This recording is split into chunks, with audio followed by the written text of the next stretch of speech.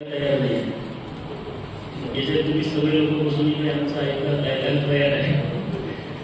त्याच्यामुळे ही चांगली गोष्ट आहे. आपल्यामध्ये गुरुदेव सेवा मंडळाचे ज्येष्ठ श्रेष्ठ सगळे लोक या ठिकाणी आहेत. बायको लेकरांची व्यवस्था करता करता अनेक लोक म्हातारे झाले, निघून गेले. परंतु आठवणीत आणि समुदायाच्या स्मरणात तेच लोक राहू शकले ज्यांनी कुटुंबाचं काम करता करता समाजाचे काम थोडंफार करण्याचा प्रयत्न केला. माणूस म्हातारा झाला, हळूहळू त्याचे केस गळणं सुरू होऊन जाते. केस काही लोकांचे पिकते,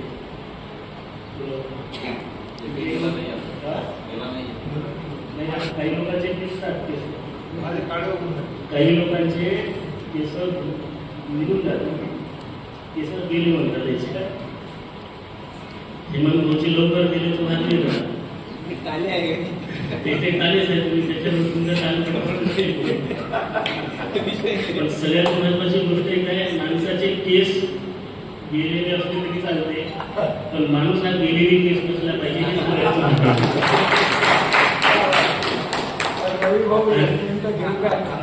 हे तुमचं अनेक मिनिटं होतात. एक मिनिटं ते आम्ही ते विनोदानं सांगत राहतो, लोक हसले पाहिजे, निरेटिव्ह जन्म देत राहत.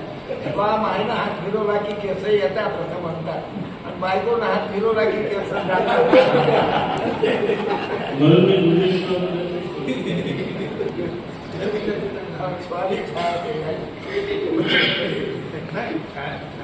एका चांगल्या वातावरणामध्ये आपण चर्चा करतोय. खूप चांगली चर्चा कालपासून झाली. कशा जेवढ्या व्यक्ती असतात तेवढ्या विचारसरणी असतात. माझा विचार आणि तुमचा विचार एक असेल असं आवश्यक नाहीये. इव्हन बाबासाहेब आंबेडकरांचा विचार आणि बुद्धांचा विचारही तंतोतंत एक आहे असे म्हणता येत नाही. कोणताही विचार, दोन सख्खे भोसले एका मायच्या कुटुंब जन्माला येणारे त्यांचे सुद्धा विचार भिन्न असतात. आणि मला असं वाटतं की विचार भिन्नता हा काही दोष नाही आहे, हे सौंदर्य आहे निसर्गाचं. भाऊचा विचार आणि माझा विचार भिन्न असणं हे निसर्गाचं सौंदर्य आहे. हे सौंदर्य असंच आवाज असलं पाहिजे. आणि मग आपला विचार चार चौघात मांडणं हे सुद्धा चूक नाही आहे. आपल्या सगळ्यांचा कुठेपणा कशामध्ये आहे,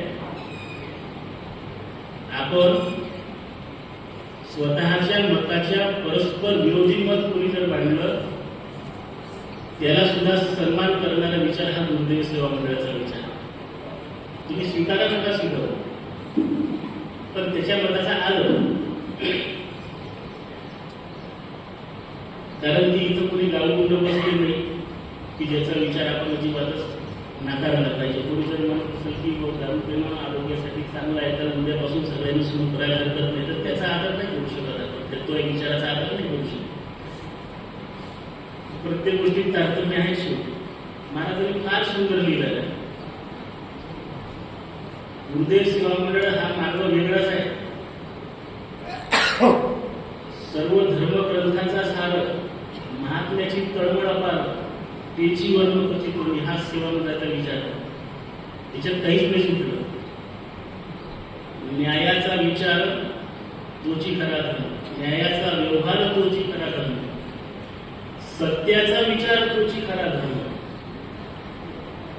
करुणा आणि उपकार तोची खरा धर्म, माझा धर्म न्यारा तुझा धर्म न्यारा, करी भांडा भांडी हा अधर्मची सारा. शेवटी महाराज असं म्हणतात की मानवता ठेवा आणि मग चर्चा करा.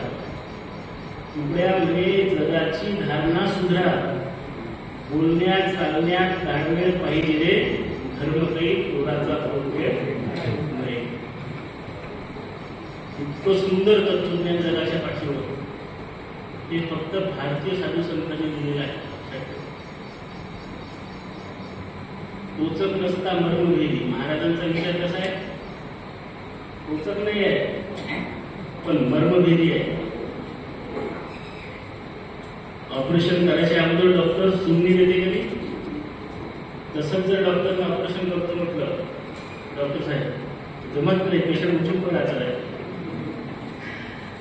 त्याच्यासाठी सुमनी आवश्यक असते. संतांनी जे ऑपरेशन केलेलं आहे ते सुमनी देऊन ऑपरेशन केलेलं आहे. उपट सुंदासारखं आपण जर ऑपरेशन करायला घेतलं तर ते लोक काही स्वीकारत नाही. आपण जे प्रबोधनकार मंडळी आहोत, आपण सांगताना संत विचाराची सुमनी देतो म्हणून लोक आपल्याला निवडे वर्ष झाले स्वीकारतात. सत्यपाल महाराजांच्या कार्यक्रमाला हजारो लोक गर्दी करतात. ती जर सुमनी आपल्याजवळ संत विचाराची नसती तर लोकांनी आपलं ऑपरेशन मान्य केलं नसतं.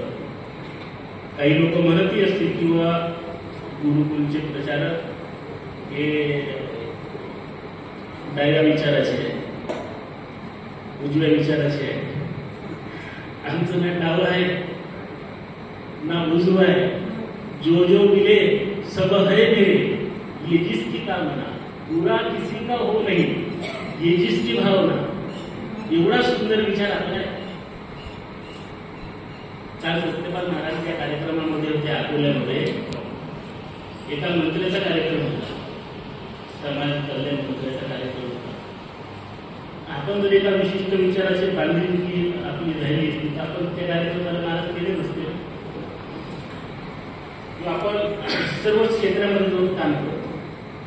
भीती एक प्रचंड मोठी भीती अनेक वर्षापासून आपल्याला दिसते आहे. समाजामध्ये अनेक वाद सुरू आहे. वाद म्हणजे वेगवेगळ्या विचारसरणी आहे. आंबेडकरवादी आहे, प्रतिगामी आहे, पुरोगामी आहे, अशा सगळ्या हे विचारसरणी आहेत. एक भीती फार दाट आहे.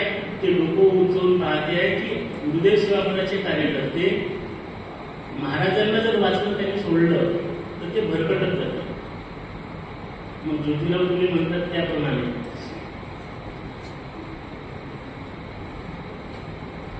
की सत्य आणि असत्याचा फरक काय सांगितला ज्योतिराव फुल्यांनी की जो ज्याच्या मती सापडला तयाशी तोची थोर. आपण ज्याच्या पथाच्यात सापडलो आपल्याला तोच थोर वाटते. दुसऱ्याचा आपल्याला वाटून पाहावंही वाटत नाही, इच्छाही होत नाही. आपला सहिष्णू भाव असला पाहिजे तो की आपण याचा जो आपला विरोधक आहे त्याचं सुद्धा आपल्याला वाचून घेता आलं पाहिजे, पाहून घेता आलं पाहिजे, अभ्यास करून घेता आलं पाहिजे. आपण लगेच असहिष्णू होऊ नये मंडळाच्या कार्यकर्त्यांनी. आणि म्हणून ती एक भीती आहे की आपण वाहत जाऊ नका. आतापर्यंत आपण ज्या निष्ठेने काम केलेलं आहे ही निष्ठा ही जुन्या लोकांची, हे सगळे जुन्या लोकांनी टिकवून ठेवलेलं आहे वैभव. या लोकांनी टिकवून ठेवलेलं हे वैभव आपल्याला टिकवायचं तर आहेच पण वाढवायचं सुद्धा आहे.